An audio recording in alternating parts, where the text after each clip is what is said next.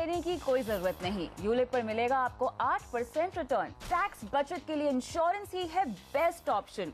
अक्सर एजेंट्स ऐसे ही झूठे वादे करके आपको गलत पॉलिसी बेचने में कामयाब हो जाते हैं और जब तक आपको पता चलता है तब तक हो जाती है बहुत देर। आज योर मनी में हम बताएंगे कि कैसे आप एजेंट्स की मिस सेलिंग से बच सकते हैं और क्या सावधानी आपको बरतनी चाहिए।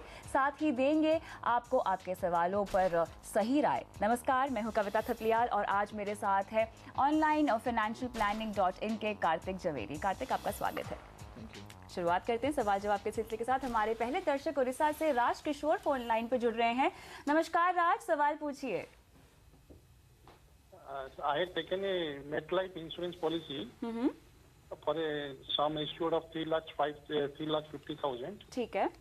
I was to pay 35,000 per annum towards that policy. Ji. So I was giving some false promises that my money will be doubled ji. after, but later on I came to know that it was I was cheated. I was cheated to do that policy by the agent of that company. So now I want to. I have discontinued that policy. ठीक है। I want to know whether the money which I have paid, the first installment of 35,000, whether I will get it back or not. जरूर। राज, आपने बहुत अच्छा किया अपना सवाल your money को भेजकर और आपसे बाकी के दर्शक भी यहाँ पर जानना चाहेंगे कि यहाँ पर मिस सेलिंग के क्या क्या तरीके होते हैं। एजेंट्स किस तरह के गलत झांसे देकर लोगों को पॉलिसी बेच सकते हैं। कार्तिक, आप भी इत्तेफाक रखते होंगे मेरी बात से। यहाँ पे कई सारे लोग राज के तरह ही होंगे जो मिस सेलिंग का शिकार हुए होंगे। यहाँ पे इन्वेस्टमेंट के नाम पे और हाई रिटर्न प्रॉमिस करके एजेंट्स जो है पॉलिसीज बेच देते हैं। राज को अब किस तरह इस पॉलिसी को संभालना चाहिए और खासतौर से एजेंट्स के अगेंस्ट किस तरह के एक्शंस लिए जा सकते हैं या इनके लिए अब क्या विकल्प है बेसिकली हाथ में? ज़्यादातर नहीं, लगभग मेरे ख्याल से 98-99% लोगों को सारी गलत इन्फॉर्मेशन दे के पॉलिसी बेचने में आती है। पर प्रॉब्लम ये होता है कि जब पॉलिसी जो कंज्यूमर है जब पॉलिसी खरीदता है तो वो ऑफिशियल डॉक्यूमेंट्स पे सिग्नेचर्स करता है। तो जब ऑफिशियल डॉक्यूमेंट्स पे सिग्नेचर कर दिया और वहाँ पे कहीं पे भी ऐसा नहीं लिखा जो एजेंट ने बताया था, तो ये जांच करना लोग भूल जाते हैं और इसी में इस असमंजस में पड़ जाते हैं लोग। ओके, अभी मिस्टर राज, आपके लिए आपको क्या करना चाहिए? सिर्फ पहली चीज़ आपको समझनी ये है और बाकी दर्शकों के लिए भी, उनके बेनिफिट के लिए भी बताता हूँ, कभी भी आप पॉलिसी ले, आपके पास 15 दिन का एक टाइम फ्रेम है, एक गोल्डन पीरियड है जिसको फ्री लुक पीरियड कहा जाता है।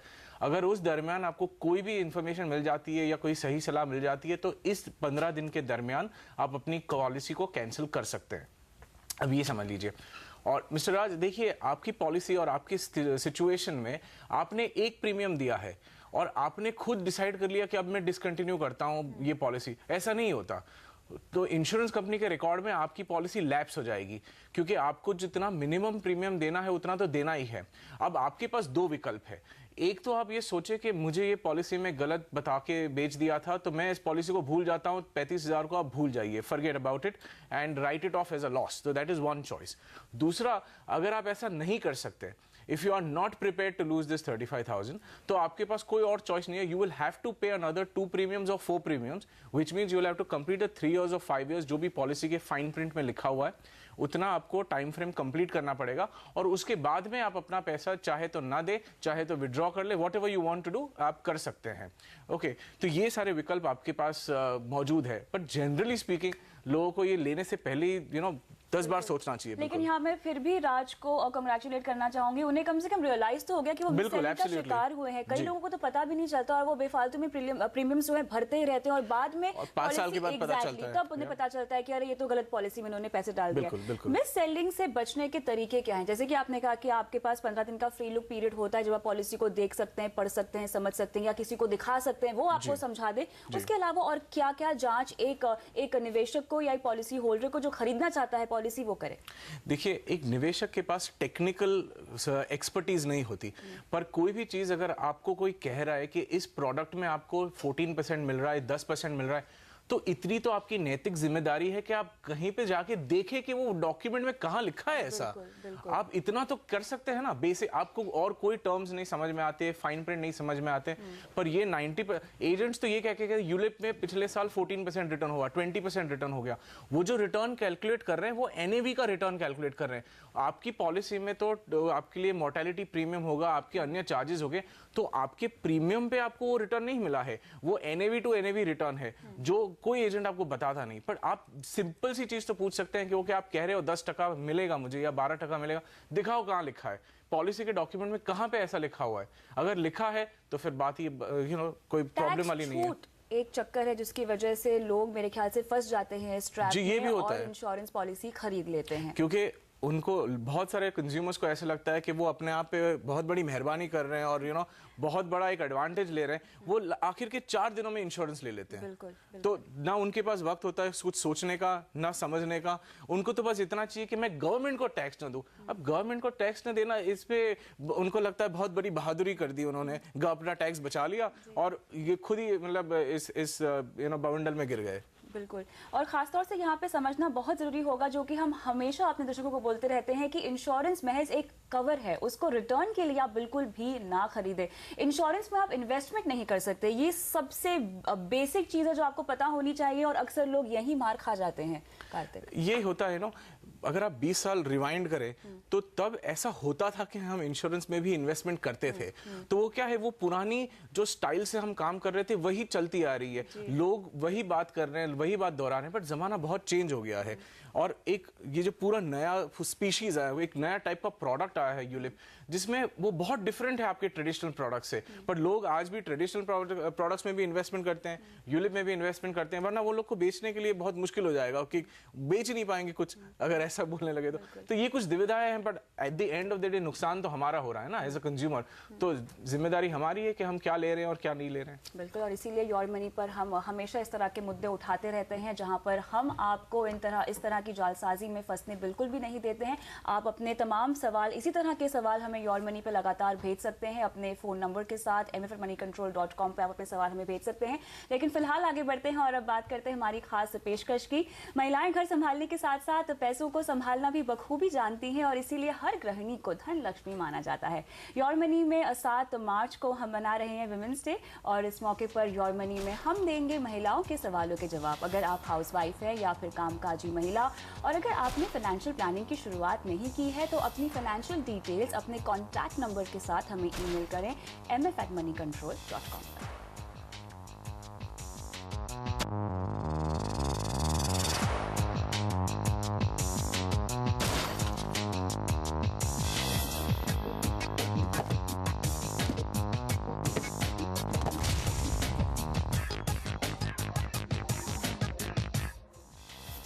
योर मनी में आपका एक बार फिर से स्वागत है। हम ले रहे हैं आज इंश्योरेंस से जुड़े सवाल, और मेरे साथ बने हुए हैं कार्तिक जवेरी। लेते हैं अगला सवाल। अंकुश हमारे साथ फोन लाइन पे हैं। गुड इवनिंग अंकुश, कहाँ से हैं आप और आपका सवाल क्या है? गुड इवनिंग मैम, हाय, मैं अंकुश बात कर रहा हूँ चंडीगढ़ से। जी हाँ जी, सवाल पूछिए। हाँ जी, जैसे मैंने मेल में भी लिखा है, मुझे मेरी एज है 29 ईयर्स, सैलरी है अराउंड 9.3, और मेरा इंश्योरेंस से रिलेटेड 2 सवाल थे। मेरी 2 पॉलिसीज चल रही हैं, एक है HDFC यंगस्टार चैंपियन, और एक चल रही है LIC जीवन आनंद। ठीक है। मेरे को 5 साल हो गए इन दोनों पॉलिसीज में प्रीमियम भरते हुए, और मेरी HDFC का प्रीमियम है अराउंड 50,000 और LIC का है अराउंड 34,000। ठीक है। इसके अलावा आपके पास कोई टर्म प्लान है? हाँ जी, एक टर्म प्लान भी लिया हुआ मैंने, कवर है 1 करोड़ के अराउंड। ठीक है। और इसके अलावा अभी बाकी मैंने इंश्योरेंस के लिए इतना ही किया है। इसके अलावा मेरा सिप्स चल रहे हैं, और पॉलिसी की जो टर्म है HDFC की वो है अराउंड 15 इयर्स, और LIC की है 16 इयर्स, और सम अश्योर्ड दोनों का ही 5 लाख है। तो मेरे को पूछना था कि ये दोनों पॉलिसीज कैसी हैं, कि मेरे को 5 साल हो गए लेकिन HDFC में मेरे को अभी 20,000 का लॉस हो रहा है। आपने साफ तौर से, मुझे एटलीस्ट देख के लग रहा है कि आपने इन्वेस्टमेंट समझ कर के इंश्योरेंस पॉलिसीज ली हैं, रिटर्न के चक्कर में ली हैं, ज्यादा रिटर्न के चक्कर में? मैंने बेसिकली टैक्स सेविंग के चक्कर में ली हैं ये। और क्योंकि अब पहले 5 साल पहले ली थी तो इससे इतना आइडिया नहीं था, तो अब मुझे आइडिया हुआ है, तो अब मेरे को इसमें कंटिन्यू करना चाहिए दोनों पॉलिसीज में, या मैं निकल जाऊं? चलिए अंकुश, देते हैं आपके सवालों के जवाब। कार्तिक, जैसे कि हम पहले भी डिस्कस कर रहे थे, इनफैक्ट टैक्स एंगल भी हमने अच्छी खासा डिस्कशन किया है इस पर। क्या करना चाहिए अंकुश को? सीधा इसी पर आते हैं। अंकुश, आप उन बहुत ही छोटे परसेंटेज के लोगों में से हैं जिनका नुकसान 10% से कम हुआ है यूलिप में, तो उस हिसाब से आपको अपने आप को खुशनसीब समझना चाहिए। 5 साल के लिए आपने ऑलरेडी अपना यूलिप चला लिया है, तो जितना नुकसान होना था, जो भी डैमेज होना था, जो भी चार्जेस लगने थे, वो तो सारे लग चुके हैं। अभी आपकी मर्जी, आप अगर उसमें रहना चाहें तो रह सकते हैं। अगर आप प्रीमियम नहीं भी भरेंगे तो भी मोस्टली ये सारी यूलिप पॉलिसीज में एक ऐसा कंडीशन होता है कि जहां 5 साल के बाद अनिवार्य नहीं होता, कंपल्सरी नहीं होता कि आपको प्रीमियम देना है। तो सजेशन ये है कि पूरे पैसे को इक्विटी की ओर डाइवर्ट करके रखें, क्योंकि वहीं पे आपका रिटर्न बनेगा और आगे के कुछ सालों में आपका लॉस भी कवर हो जाएगा और आपको रिटर्न भी मिलेगा, अच्छा खासा रिटर्न मिलेगा। ऐसा नहीं है कि रिटर्न नहीं मिलेगा, 12-14% का रिटर्न मिलेगा। वो उनकी पिछले 10 साल की हिस्ट्री है सारी यूलिप पॉलिसीज की। पर म्यूचुअल फंड की हिस्ट्री कुछ और बेटर दिखाती है कि वो म्यूचुअल फंड में करीब 24-25% जितना मिला है। फर्क इतना ही है, बट आपको रिटर्न मिलेगा। और अगर उसको मैं जीवन आनंद के साथ कंपेयर करूं तो डेफिनेटली जीवन आनंद से तो बहुत ही ज्यादा बेटर पॉलिसी है ये HDFC वाला। पर फंडामेंटली ये भी अच्छा पॉलिसी नहीं था, क्योंकि अब 5 साल चले गए तो कोई नो प्रॉब्लम। जीवन आनंद में आप क्या कर सकते हैं, 50,000 जो पैसा जा रहा है आपका, बहुत भारी नुकसान हो रहा है वहां पे आपको। जीवन आनंद के पिछले 10 साल का ट्रैक रिकॉर्ड देखिए, करीब 4-4.5% के आसपास उसने बोनस दिया है। मेरे ख्याल से आगे चलते हुए आगे के 10-15 साल में बोनसेस कम ही होंगे, ज्यादा नहीं होंगे, क्योंकि हमारा देश आगे जाएगा, प्रगति करेगा, ना कि हम पिछवाड़े जाएंगे। तो इसके मतलब ये होता है कि हमारे जो देश में पैसे का वैल्यू है वो ज्यादा बढ़ेगा मतलब ब्याज दरें कम होंगी, तो नेचुरली आपको रिटर्न भी कम मिलेगा। इसके अगेंस्ट में तो अगर आप PPF में 8% पे भी इन्वेस्टमेंट करते तो आपको डबल पैसा मिलता 15-20 साल के बाद, और आपका फायदा भी उतना होता। म्यूचुअल फंड में करते तो 3 गुना पैसा मिलता और आपको same to same tax benefit भी मिलता। तो ऑब्वियसली ये पॉलिसी को अभी आपको पेड अप कराना चाहिए, विच मीन्स आगे कुछ पैसा नहीं देना चाहिए और एक लेटर भेजना चाहिए कि मुझे अपनी पॉलिसी को पेड अप कराना है। तो जीवन आनंद के लिए ये सोल्यूशन है। HDFC यूलिप के लिए आपकी चॉइस है, आप कंटिन्यू करें या ना करें, दैट्स अप टू यू। अंकुश, और कोई सवाल पूछना है आपको?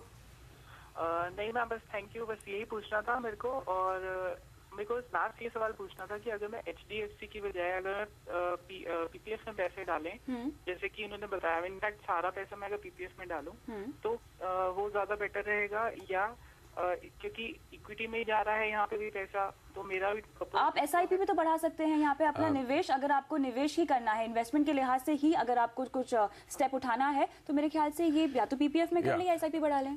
अंकुश, आप ये करो, जो जीवन आनंद का पैसा था उस पैसे को PPF में डाल दीजिए, तो टैक्स बेनिफिट भी मिल गया और इन्वेस्टमेंट भी बेटर होगी, और वो डेट साइड की इन्वेस्टमेंट होगी। जो आप HDFC यूलिप पे पैसा डाल रहे हो उसमें बंद करके ELSS कर लो, चाहे तो HDFC म्यूचुअल फंड का ELSS कर लो। अगेन आपको टैक्स बेनिफिट भी मिल जाएगा, पूरे आपके 50,000 भी ELSS में सेक्शन 80C में क्वालिफाई हो जाएंगे और आपका रिटर्न करीब डबल हो जाएगा। ये हम सिर्फ पिछले 15-20 साल की हिस्ट्री के बेसिस पे बोल रहे हैं, तो अनुमान यही है कि फ्यूचर में भी ऐसा ही होगा। तो ये दोनों चेंजेस आप कर सकते हैं और दोनों ही बेटर चेंजेस है आपके लिए। चलिए, और आगे से कभी भी आप इंश्योरेंस में किसी भी तरह की इन्वेस्टमेंट ना कीजिए, और भले ही आपको यहाँ पे टैक्स बेनिफिट मिल रहा हो, उसके बावजूद भी इंश्योरेंस सिर्फ कवर के लिए ही खरीदना चाहिए। उम्मीद करते हैं कि आपको अपने सवाल का जवाब मिल गया होगा अंकुश। आगे बढ़ते हैं और एक बार फिर बात करते हैं हमारी खास पेशकश की। महिलाएं घर संभालने के साथ साथ पैसों को संभालना भी बखूबी जानती हैं, और इसीलिए हर गृहिणी को धन लक्ष्मी माना जाता है। योर मनी में 7 मार्च को हम मना रहे हैं विमेंस डे, और इस मौके पर योर मनी में हम देंगे महिलाओं के सवालों के जवाब। अगर आप हाउस वाइफ हैं या फिर कामकाजी महिला, और अगर आपने फाइनेंशियल प्लानिंग की शुरुआत भी नहीं की है, तो अपनी फाइनेंशियल डिटेल्स अपने कॉन्टैक्ट नंबर के साथ हमें ईमेल करें mf@moneycontrol.com पर।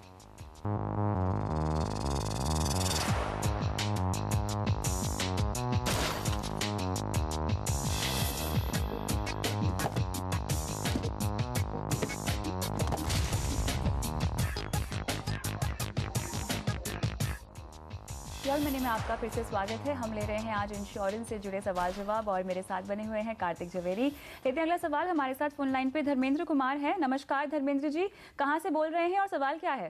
बुलंदशहर से बोल रहा हूँ। हाँ जी, बुलंदशहर से। ठीक है, आपका सवाल क्या है? मेरा सवाल ये है, मैक्स मूपा का जो इंश्योरेंस कराया है, हाँ हाँ, तो इसमें जो है इन्होंने दिया था 50,000 रुपये प्रति साल कराना है आपको, और 5 साल तक कराना है। तो मैं पूछना चाह रहा था, ये सही है या गलत है? धर्मेंद्र जी, आपका एफडी को लेकर भी एक सवाल था जो आपकी मदर ने कराई थी और जिसके पैसे आपको अभी तक बैंक ने नहीं लौटाए हैं। अच्छा, वो तो IDFC बैंक का था, वो तो दूसरा था, वो उसमें ये था, मेरा इंश्योरेंस का नहीं था। कोई बात नहीं, आप वो सवाल भी पूछ सकते हैं। हमारे जो फाइनेंशियल प्लानर शो पर है वो उस सवाल का जवाब भी आपको आज देंगे। तो सबसे पहले वही सवाल लेते हैं। आप अपने टीवी की जो आवाज़ है उसका वॉल्यूम जो है वो कम कर दीजिए और सीधा बस आप मुझसे फ़ोन पे बात कीजिए। वो सवाल आपने जब बैंक को लिखा था तो बैंक ने कोई रिप्लाई दिया है आपको? बैंक बात नहीं कह देता है कि जी सेक्शन सर्टिफिकेट बनवाना पड़ेगा। अच्छा, आप मुझे एफडी का अमाउंट बता सकते हैं? 1 लाख की एफडी थी। 2 लाख की एफडी थी? 1 लाख की एफडी थी। हाँ। ठीक है, ठीक है। क्या बनवाना पड़ेगा? आप फिर से बताएंगे आपको बैंक ने क्या बनवाने के लिए कहा है? Section certificate. हाँ, ओके, ठीक है। कार्तिक, अब क्या करना चाहिए? इनके 2 सवाल है, पहले यही सवाल लेते हैं। देखिए धर्मेंद्र जी, जो बैंक कह रही है कि आपको एक सक्सेशन सर्टिफिकेट की जरूरत पड़ेगी तो सही है, क्योंकि होता यह है कि जब छोटी रकम होती है, करीबन ये इंस्टीट्यूट टू इंस्टीट्यूट ये रूल्स थोड़ा थोड़ा चेंज होता है, तो करीब 1 लाख से 2 लाख के नीचे की अगर रकम होती है या तो कभी कभी बैंक आपको यूं ही दे देती है आपके विल के बेसिस ऊपर। अगर रकम बड़ी हो जाती है तो फिर बैंक कहती है कि आप सक्सेशन सर्टिफिकेट लेके आइए, क्योंकि उनको निश्चिंत हो जाना है कि जो इंसान क्लेम कर रहा है वो इंसान सही है या नहीं। कल को ऐसा ना हो जाए कि कोई और आ जाए और वो भी बैंक पे क्लेम कर ले। तो ये एक प्रोसीजर होता है कि जो विल है तो विल के बाद उसका सक्सेशन सर्टिफिकेट चाहिए होता है। ये जरूरी नहीं है, बट मैं आपको 2 चीजें बताऊंगा। एक ये है कि आप अपने लोकल किसी लॉयर को कंसल्ट कर लीजिए कि बैंक ये क्यों मांग रहा है, और उनसे रिटर्न में मांगिए कि ये आप एग्जैक्टली क्या पूछ रहे हैं और क्या क्यों कह रहे हैं और कौन से बेसिस पे आप, क्योंकि आपके पास तो वैलिड विल है। अब विल में आपको प्रोबेट की भी जरूरत नहीं है क्योंकि आप बुलंदशहर से हैं, क्योंकि प्रोबेट की जरूरत सिर्फ मुंबई, कलकत्ता और चेन्नई में होती है। तो आपका विल तो वैसे का वैसे ही एग्जीक्यूट हो जाना चाहिए। आपके विल में कोई एग्जीक्यूटर भी होगा, अगर आप एग्जीक्यूटर नहीं है तो एग्जीक्यूटर कौन है उनसे चर्चा कर लीजिए, क्योंकि बैंक से डायरेक्टली आप बात करेंगे, कुछ ऐसी चीजें होंगी, कुछ ऐसी टेक्निकल बातें होंगी जो शायद आपको ना समझ आए। तो ये चीज है जो आपको बेसिकली समझना है। बाकी अदरवाइज प्रोसेस बहुत सही है। और मैं बाकी दर्शकों के बेनिफिट के लिए बता दूं कि ऐसी किसी भी परेशानी से बचने के लिए आपको एक चीज करना है, वो बहुत जरूरी है, वो है नॉमिनेशन। कहीं पे भी अगर आप इन्वेस्टमेंट करते हैं, अगर ऐसी ही स्थिति में धर्मेंद्र जी ने नॉमिनेशन किया होता बैंक फिक्स डिपॉजिट पे, तो शायद बैंक कुछ भी ना मांगती और सीधा सीधा पैसा नॉमिनेशन के जरिए इनको मिल जाता। और ये अलग बात है कि बाकी जितने भी लीगल एड्स हैं वो आके इनसे बात करते और वो लोग अपना एसेट डिस्ट्रीब्यूशन, जो भी पैसा डिस्ट्रीब्यूशन करते हैं वो अपनी तरीके से करते हैं फैमिली वाले, पर किसी एक इंसान को पैसा तो मिल जाता है। यहाँ तो ये स्थिति है कि पैसा है, आपके सामने दिखाई दे रहा है, पर आप ले नहीं पा रहे क्योंकि बैंक अपने किसी रूल के हिसाब से उस रूल को अमल करने की चाहत में आपको अपना पैसा नहीं दे रही है। पर जो बैंक कह रही है वो भी गलत नहीं है। बिल्कुल, यहाँ पे हमने नॉमिनेशंस के महत्व को तो समझा दिया है, लेकिन उसी के साथ साथ विल बनाना भी बेहद जरूरी होता है। जी बिल्कुल, एब्सोल्युटली जरूरी होता है। अगर विल एक ऐसी चीज है कि जब आप 70-80 के हो जाते हैं तब आप सोच रहे हैं कि मैं विल बनाऊं, तो ये गलत बात हो जाती है, क्योंकि जिंदगी तो जैसे जिंदगी है कि कभी भी कुछ भी हो सकता है। तो अगर आपके पास आज की तारीख में, आप चाहे 30 साल के हो, 35 के हो, 25 के हो, अगर आपके पास किसी भी प्रकार का एसेट है, मूवेबल एसेट है, इमूवेबल एसेट है, और वो एसेट की कोई वैल्यू है, तो आपको विल बनाना जरूरी होता है। विल बनाने के लिए ज़्यादा कोई कॉम्प्लिकेटेड इस प्रकार की कोई प्रक्रिया नहीं है, बहुत ही आसान सी चीज़ है। आप एक पेपर लीजिए, उस पर लिख दीजिए मेरे पास ये चीज़ें हैं, मेरे फैमिली में ये लोग हैं और मैं अपनी इस चीज़ इसको देना चाहता हूँ, बस हो गया। और किसी भी दो लोगों का सिग्नेचर ले लीजिए एज अ विटनेस, आपका विल बन गया। बहुत ही आसान है। आप हैंड रिटन विल भी बना सकते हैं, टाइप भी करा सकते हैं, लॉयर के पास भी बना सकते हैं, पर एक विल बना के अगर आप ये विल बनाते हैं तो उसमें सबसे बड़ा फायदा ये होता है, अगर आप किसी लॉयर से भी बात करें तो वो कहेंगे आपको कि उसमें एक रेजिड्यूरी क्लॉज होता है, यानी कि अगर आप किसी चीज को भूल भी गए हो अपने विल में डालने के लिए, और यदि आपने एक ऐसा ये क्लॉज डाल रखा है कि आगे चल के मेरे पास कोई भी अगर एसेट मेरे नाम पे मिले या प्रकट हो जाए दूसरे लोगों के सामने, उनको पता चले कि मेरे पास ये एसेट था मेरे जाने के बाद, तो उस एसेट को भी आप किस प्रकार से डिस्ट्रीब्यूट करेंगे ये उसका भी विवरण उसमें आ जाता है। तो इसलिए कहीं पे अगर आपने कुछ नॉमिनेशन नहीं किया है या कहीं आप चूक गए हैं, कुछ अगर बात आपने सही बताई नहीं है, तो भी आपके फैमिली वालों को किसी भी प्रकार की दुविधा नहीं आएगी। चलिए, तो यहाँ पर विल बनाना कितना ज़रूरी है हमने आपको बता दिया है। साथ ही धर्मेंद्र जी, उम्मीद करते हैं कि आपको अपने तमाम सवालों का जवाब मिल गया होगा। बहुत बहुत शुक्रिया कार्तिक आज शो पर आने के लिए। और योर मनी में फ़िलहाल इतना ही, लेकिन आप बने रहिए हमारे साथ। नमस्कार।